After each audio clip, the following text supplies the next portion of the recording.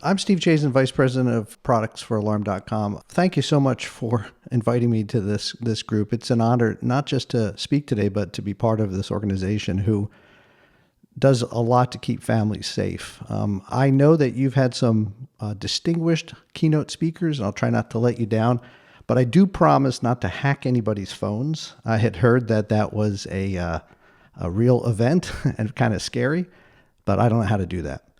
But I do have a joke. How did the hackers escape the police?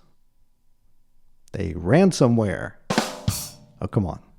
I got to stick to my day job. So one of my roles in my day job is to future-proof Alarm.com.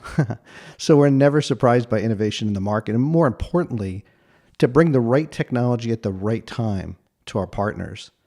I've helped the company integrate acoustic and infrared gunshot detectors. I've turned Wi-Fi signals into motion sensors, converted battery charging cadences on mobile phones into wellness indicators, explored wireless power and autonomous drones. And that was like just last week.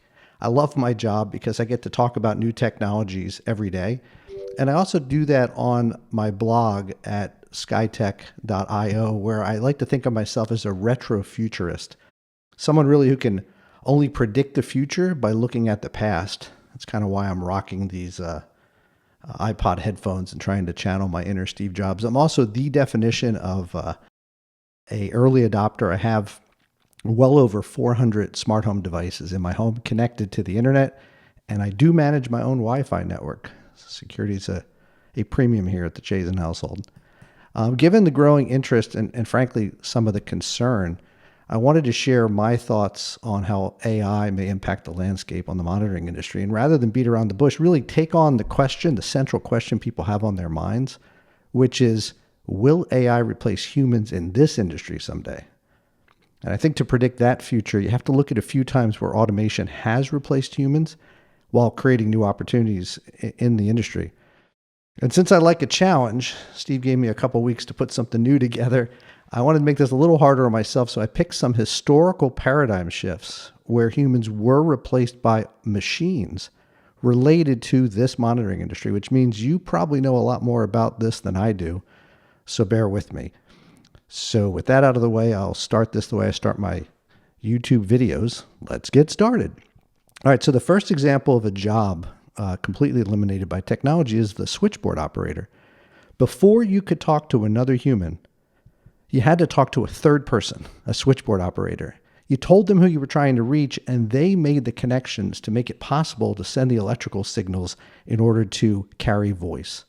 Now, when Bell started, this is a shot in the Boston switchboard office. In 1876, they were operated by teenage boys. A couple years later, women entered the workforce, and they stood all day. This woman on the far left looks a lot like my mom, which we'll get to in a minute. Chairs were introduced later, I think.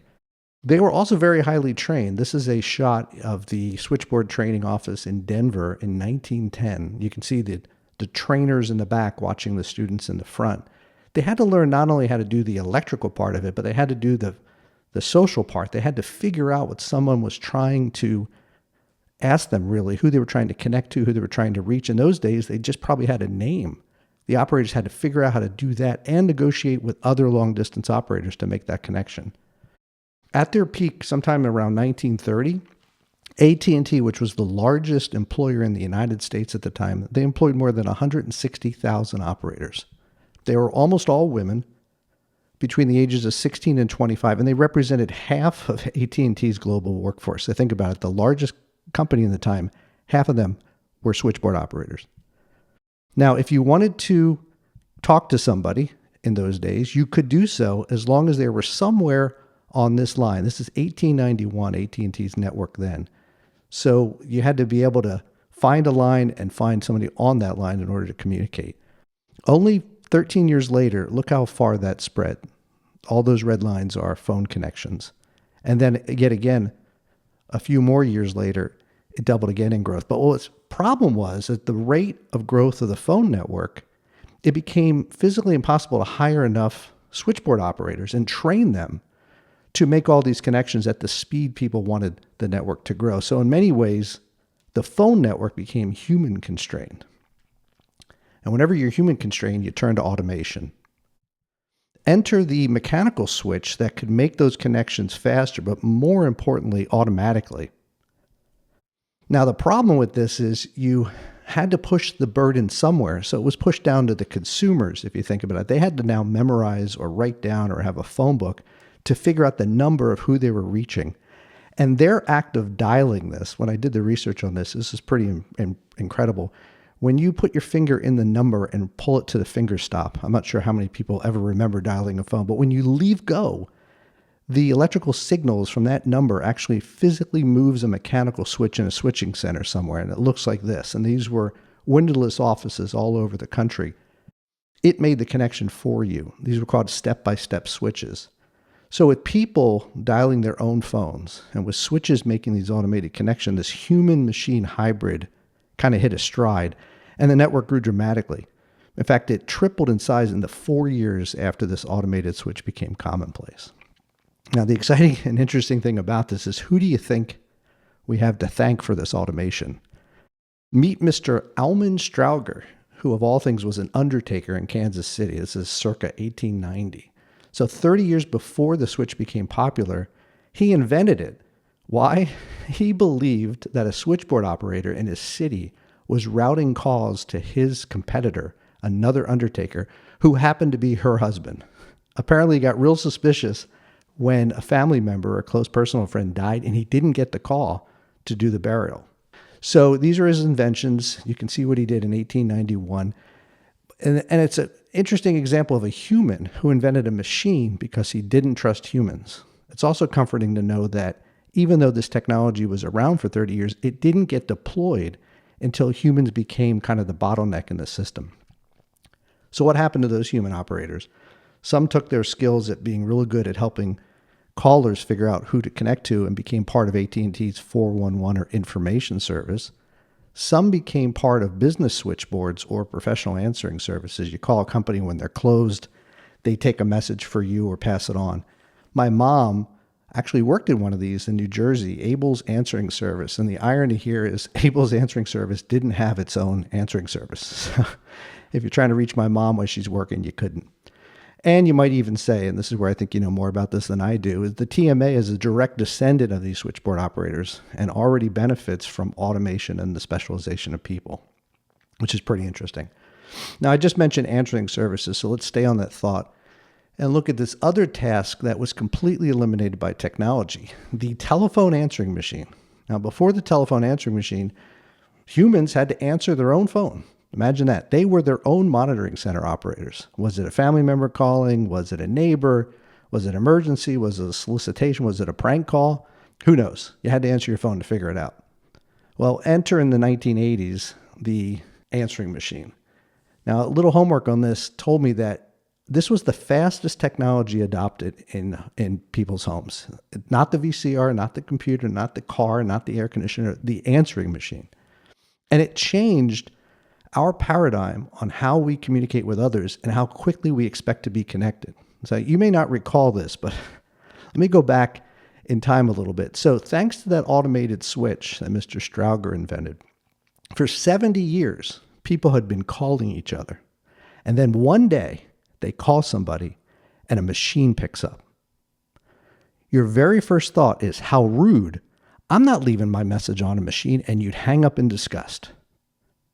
And I blink technologically. 2 years, 3 years most later, you called somebody and a machine doesn't pick up. Your first thought, how rude. Why don't they have a machine? And you hang up in disgust. I mean, think about how quickly the mindset changed because of this machine. We really wanted to connect with somebody. We couldn't. We wanted to leave a message and say, tag, you're it. So these machines kind of changed us. In addition to kind of this new expectation that you could continuously reach somebody, the answering machine had these unintended consequences. One of them was they allowed consumers to surveil others for the first time, listen on while somebody was leaving a message, and decide whether or not to pick up through call screening.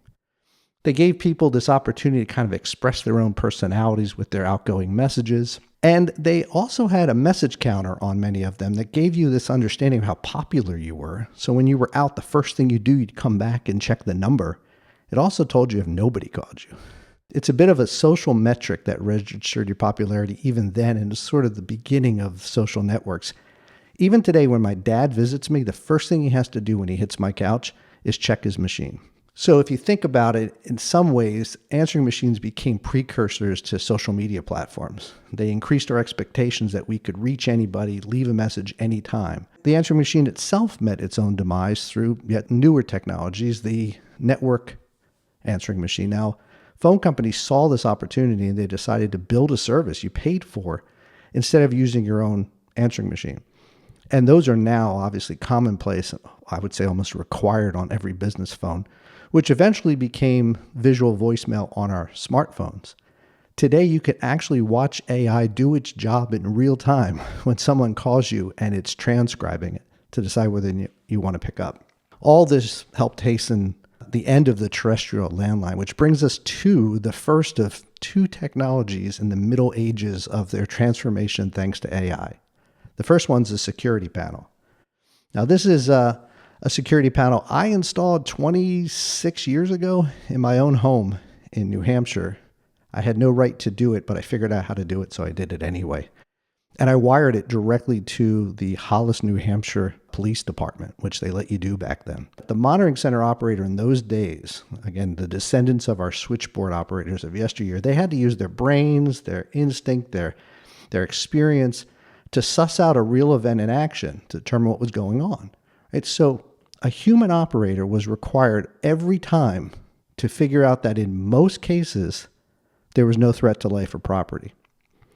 And in those days, security panels used to be hardwired to a terrestrial landline, and during an alarm event, the only thing the operator knew was which door or window contact, or later motion sensor, was tripped. That's it. And then some 24 years ago, Alarm.com comes along and invents the cellular connected security panel.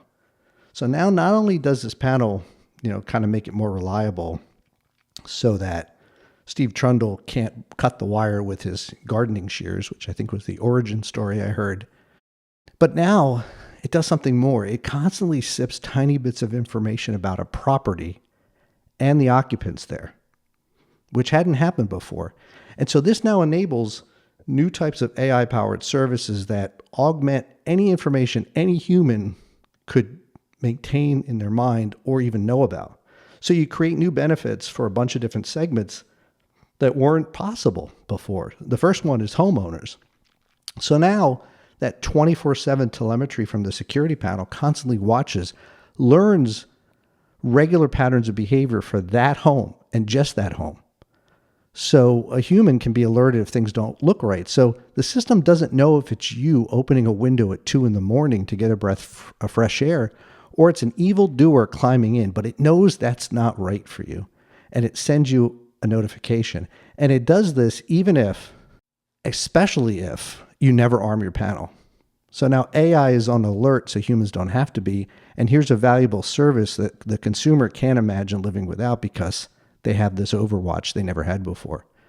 And then over time, we took the same panel, the same sensors, with some different health-specific AI and built a wellness offering that gives you insights, again, impossible to get before. So how would you know that your dad is taking more than normal restroom visits, maybe a pending urinary tract infection? Now you know. The hardware didn't change. The AI and the algorithm did. And most recently, we've been able to leverage a device everybody's now carrying in their pockets to become a super sensor, to understand what's happening to people even when they're not home, so that families can take better care of themselves, even if they're not together. And even something as simple as this, knowing that AI is watching over your heating system, your air conditioning system, looking for a pending failure so you're never worried about cold in the middle of the winter. Okay, so that's good for homeowners. What about monitoring centers? So monitoring centers are just beginning to benefit from all of this. In the past, the monitoring center agent had to figure this out on their own. Now, thanks to some of the communication platforms we have, the homeowner, property owner, can tell the monitoring center, don't worry about it. Or, yeah, this is real. These are signals that weren't possible before. Now they have the cancel verify in their app. As Caleb mentioned, we now have services like Ambient Insight for alarm response that use many of the sensors the monitoring center never had access to and provides them with a likelihood to cancel or even a person on site so that they can provide faster, better response. This is really the early days, but this is a fusion of AI plus human response. So in my mind, the best of both worlds. Using devices people put in their smart home that aren't part of the security fabric, like Wi-Fi lights and smart switches, that can give the monitoring center information about somebody present on property, even if they don't have motion sensors or it's on a floor where there are none. You might even be able to squint at this and think we could help fire response tell that somebody is in a closet they might never know was there.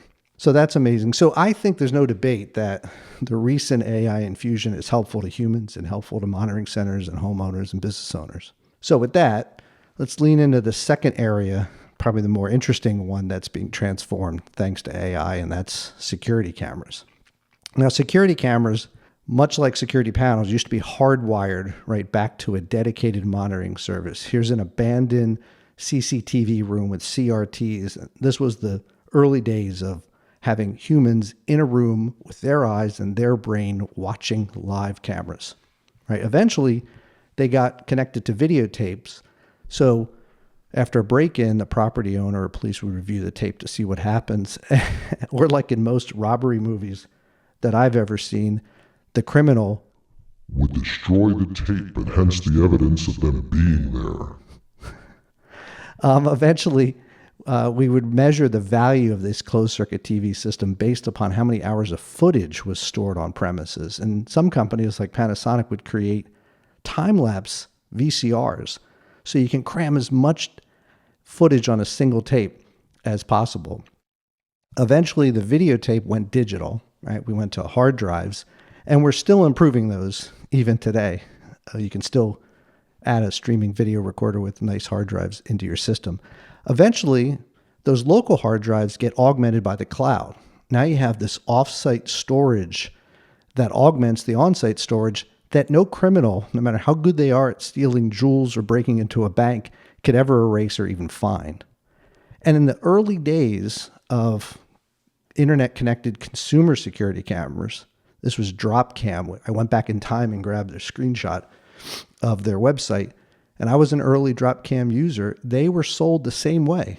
How many days of footage do you want to pay us so that you, the consumer, can review with your own eyes after something happens? And even as of yesterday, when I took the screenshot, Google still sells their Nest Aware service, which is the evolution of the DropCam, by how many days of event video history you want. I remember when I joined Alarm.com 6 years ago, having conversations about we need to make our UI easier for people to scrub faster so they can look back in time to see what's happening to their property. I'm glad we didn't do that, because today no one wants to scrub through hours or, God forbid, weeks of footage.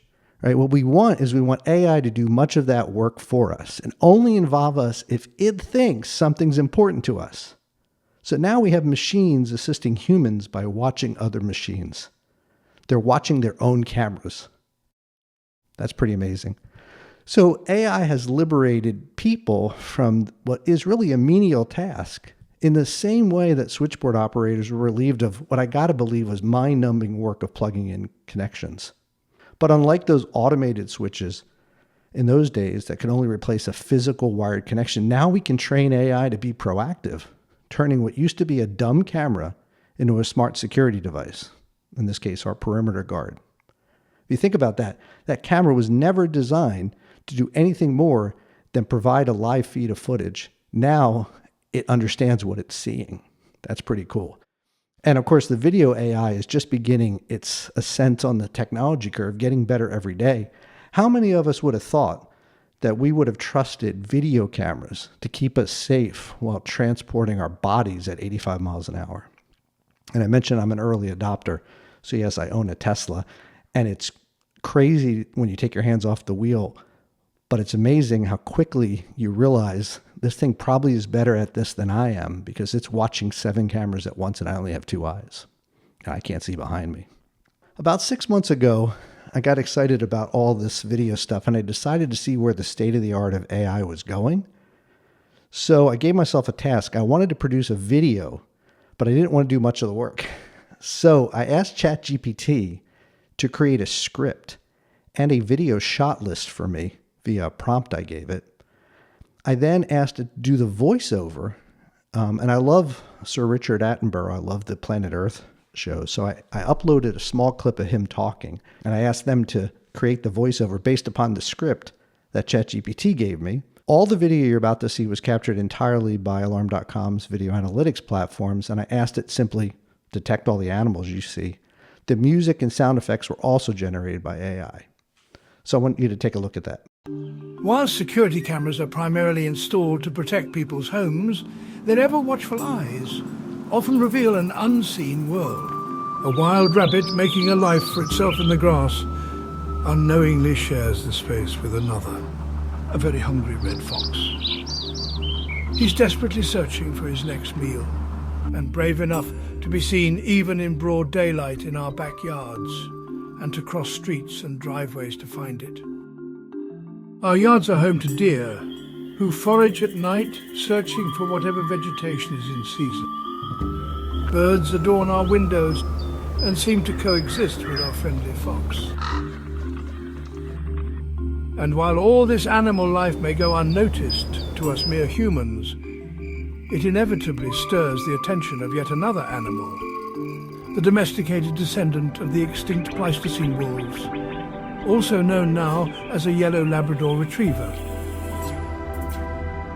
And while our cameras might scare off would-be intruders, our pets have learned to respond to these same triggers, and even more astonishingly, have learned to leverage our sophisticated technology for their own benefit. In the ordinary moments, we find the extraordinary, where the whispers of nature's beauty and resilience capture our hearts.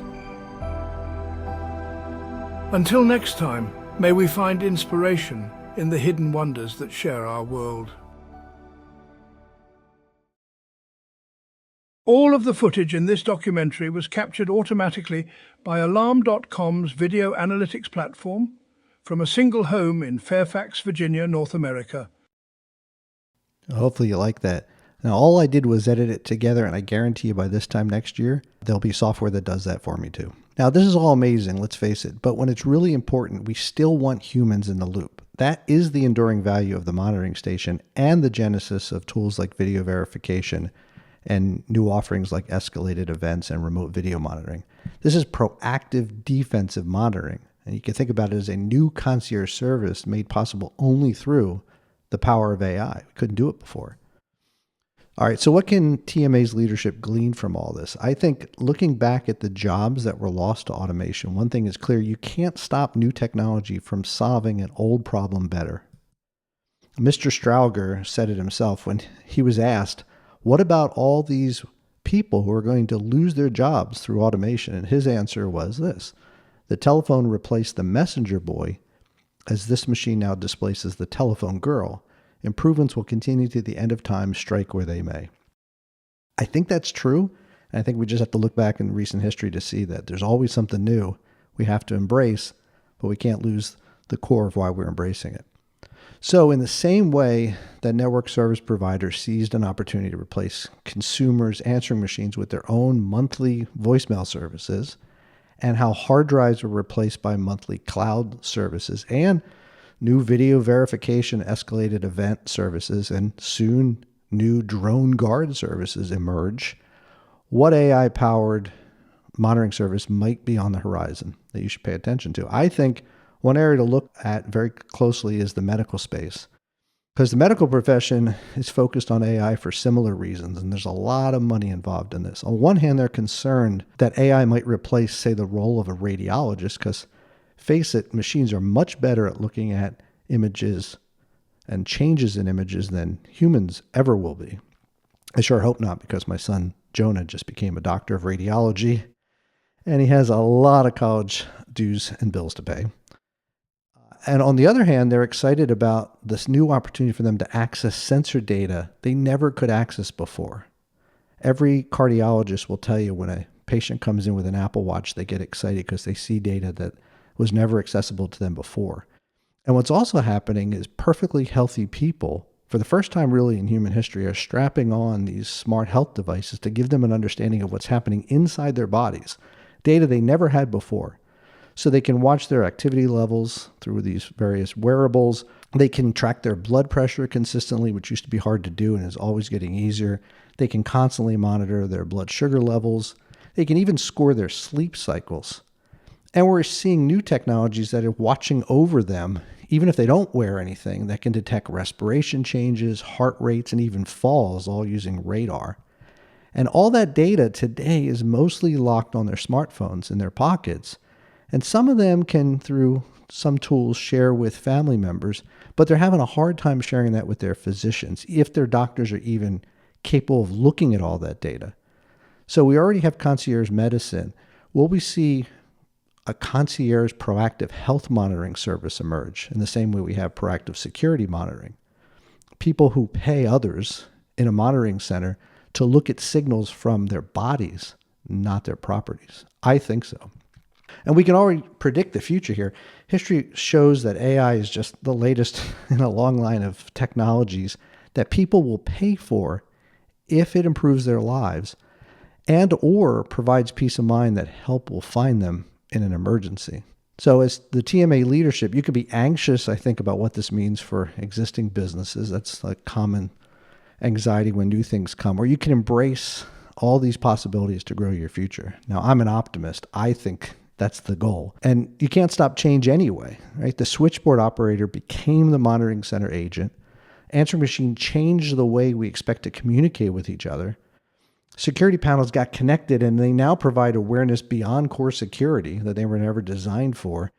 And dumb cameras became proactive and became a new channel to professionally monitor. So if you think about the opportunity for monitoring centers as AI meets all that data pouring off our watches and our smartphones, I would say the future of AI isn't what it used to be. I think it's better because now it can help people in ways we couldn't imagine when this industry started. There is one more thing. In the event you're still worried about humans losing jobs to AI, I thought we should look at the only career we know of which has been totally eliminated because of automation. Do you know what that is? The elevator operator. Now, a few of us remember elevator operators, but they were important. Like, they were instrumental to the growth of cities. You couldn't go vertically without elevators, and you couldn't do that without people. Turns out this was a real career. Elevator operators made people feel comfortable hanging on a wire in a metal shaft. So their demeanor made people feel at home or relaxed in an elevator, which many people had challenges with. They controlled both the speed and direction of the elevator car. They manually opened the door and closed them. They told people what was on each floor. They were really seen as the harbingers of safety. And even though Otis Elevator had invented an automatic elevator 30 years before, this 30 years before keeps coming up as a theme, and they proved how safe they were, nobody wanted to ride in it. If there was an automated elevator and somebody walked in it and there was just buttons to push, they would walk out and they'd ask for the driver.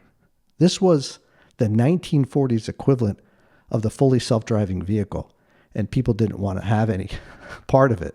People needed people, not machines. Now, all that changed in 1945, a few weeks after World War II ended, when New York City itself got almost effectively shut down because all of their elevator operators, 15,000 of them, went on strike. For an entire week, no one could use the elevators. That meant no one could go to work. No one could get back to their apartments. This was like their COVID shutdown. And the thought that a layperson could operate elevators was outrageous, even though they saw them doing it every day. So it turns out the strike cost an estimated $100 million in economic losses to New York City. So something had to be done to convince people that they were safe. So do you know what finally made the public start to trust a totally automated, machine-controlled elevator when they went from a human controlling it to push buttons? You probably know the answer, don't you? It's the emergency phone. That simple phone we started this whole presentation on, wired to a human in a monitoring center somewhere, gave people the peace of mind that someone was there in the event of an emergency or breakdown. Now, even though the elevator operator is long gone, these help buttons are still monitored by you. I think that deserves a round of applause. Let's go, monitoring centers. All right, so if you take one thing from this presentation, it's this. New technology will always come and go. AI is just the latest shiny penny, but when it really matters, people trust people. Thank you for trusting me to speak to you today, and thank you for the work you do to keep other people safe every day. I hope this session helps spark some AI ideas. I learned so much preparing for this presentation. I'm grateful that I had the opportunity to speak to the leaders of the Monitoring Association today. Thanks so much.